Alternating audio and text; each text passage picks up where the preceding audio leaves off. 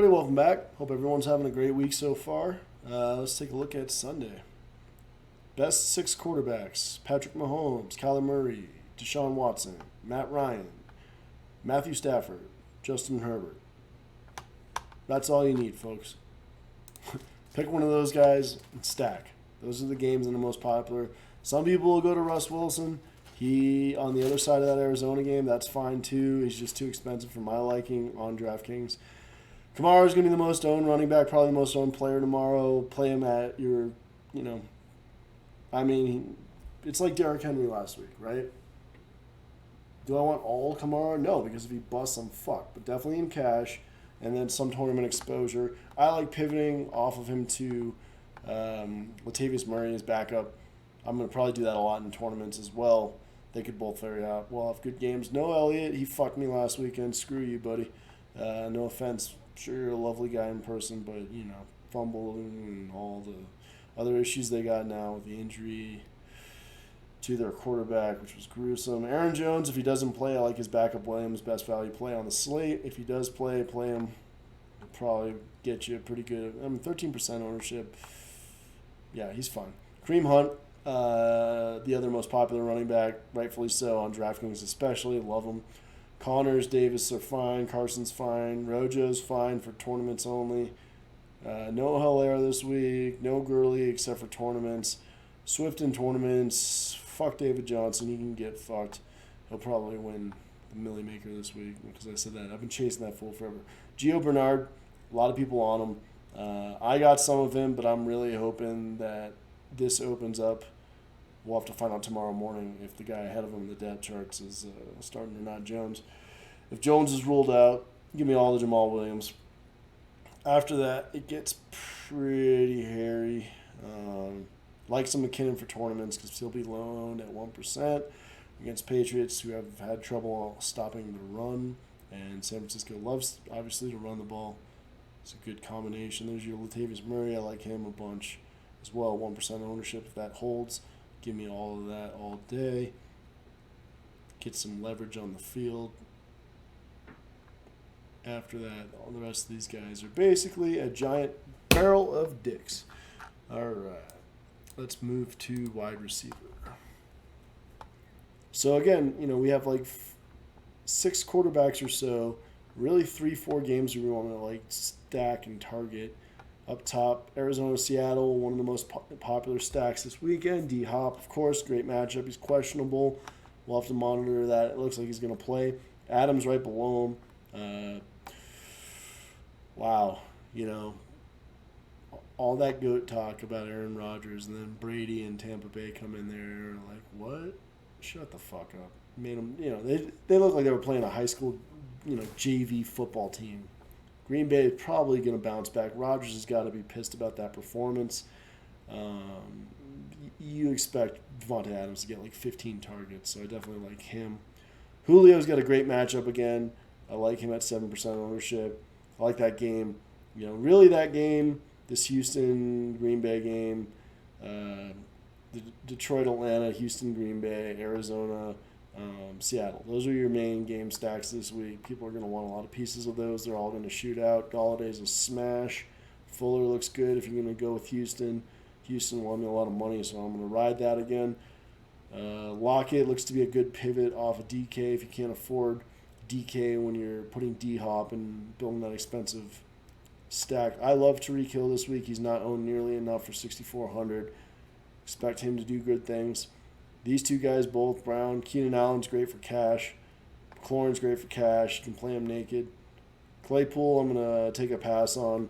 I have him in my player pool. I might use him a little bit, but I think people are chasing those two big performances. Now you got Deontay Johnson on the other side. Juju Smith or Deontay Johnson, good pivots off of that. Also pretty inexpensive. I'm not going near DJ Moore this week. Go down here a little. These guys are all fine. Cooks is fine if you're going to stack in that game. Kirk, a lot of people are going to be chasing that performance last week. I don't mind him as a pivot, but I think D-Hop and Larry Fitz, maybe even a pivot off of him for tournaments, not a bad way to go. AJ Green, that's way too cheap at $4,300 for AJ Green. He's starting to get targets again, starting to look like the old AJ Green. Ridley looks like a smash play. I'll probably pivot, though, to Jones, Metcalf as well, if you can afford him. I don't want anything to do with this game. Few exceptions here. There, I think it might have won Tom Brady lineup, but especially with Antonio Brown in there, there's just too many targets. Too hard to know who's going to do what. Brady doesn't have any rushing upside, although he will sneak a touchdown at the goal line and here and there. Staying off of Judy, Samuel. I have some showdown where I have some Samuel. I don't know that I'll get to him in this main slate. Ruggs has been really, really good when he's been healthy, but I just don't want it this week. Patrick, if you're going to stack KC and need a bring back and you want to pivot off of Judy, Patrick's the obvious choice. Had like 100 yards plus yet last weekend on like 3 passes. So he looks really good. Fant's a good bring back too. That's kind of what I was looking at with lineup construction. Deontay, there he is, real cheap, nice value. Not exactly sure how it's all going to shake out with Chase in the starting lineup, but he's going to play opposite Chase, I think.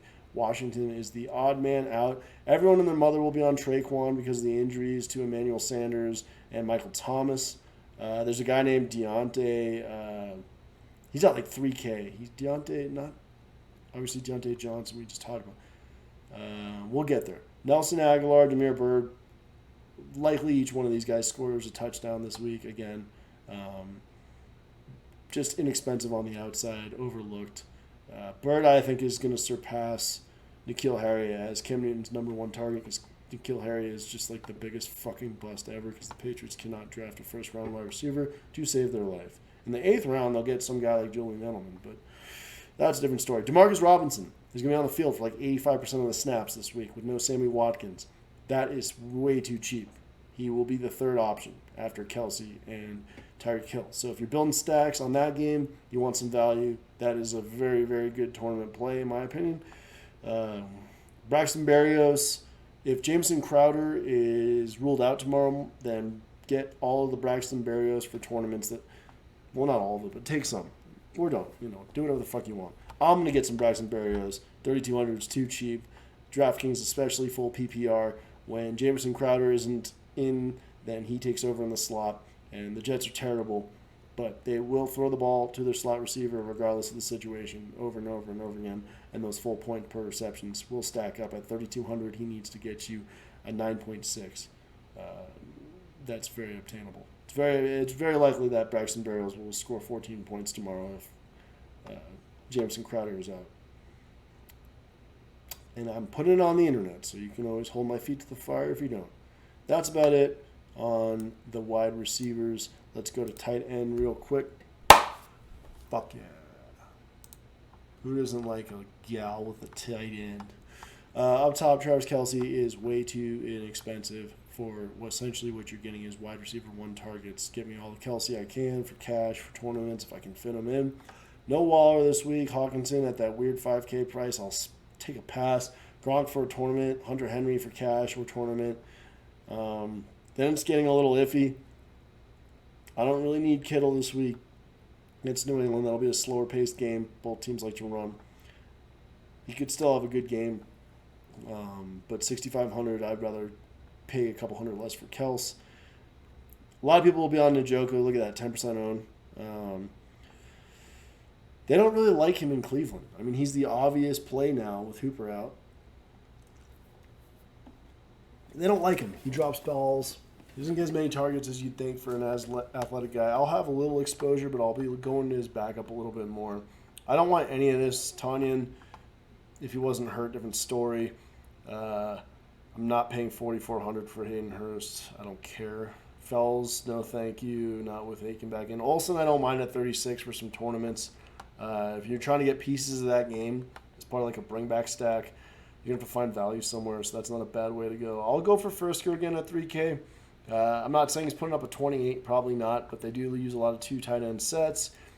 Johnny Smith will be back in the game, but Frisker caught a touchdown before that injury even happened in the 3rd quarter. That fucked me too. God damn it. I mean, I want money, but it's like I would have wanted money.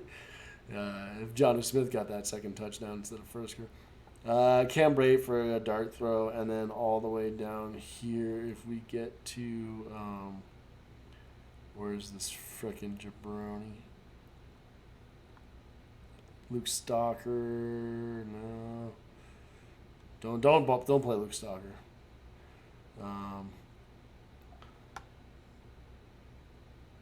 God damn, where the hell is he? Harrison Bryant. There he is. There he is. So yeah, this is your pivot off of David Njoku at 2% ownership right here. Harrison Bryant.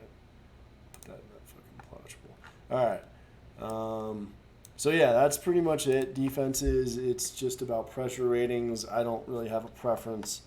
I feel like I have probably too much Tampa Bay this week, but they're playing Vegas. Vegas had 4 O linemen with COVID stuff. Even I think they're all playing now, but they might have missed some practice. We saw what happened when O lines don't practice together last week when the Broncos absolutely shit all over the New England Patriots offensive line.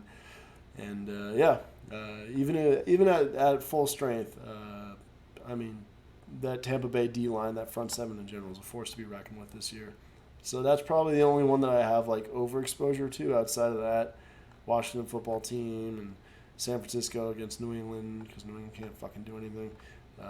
There's a few in there. Buffalo, if you want to pay up at 4,700, I don't know if I want to do that very much. That's getting pretty pricey there. So yeah, that's all she wrote. Just build your stacks wisely. Think about game flow. If you're stacking a quarterback and a couple wide receivers with a bring back group, don't play that quarterback you're stacking as fucking halfback. Just be smart. It's like because by putting 2 wide receivers and that quarterback together, you're saying he's throwing touchdown passes, right? So yeah, things like that. Kamara's the only exception. If you want to put Breeze and Kamara together, of course he gets a million targets. I'm going to stop saying I'm going to get the fuck out of here. Thank you guys. Have a good one.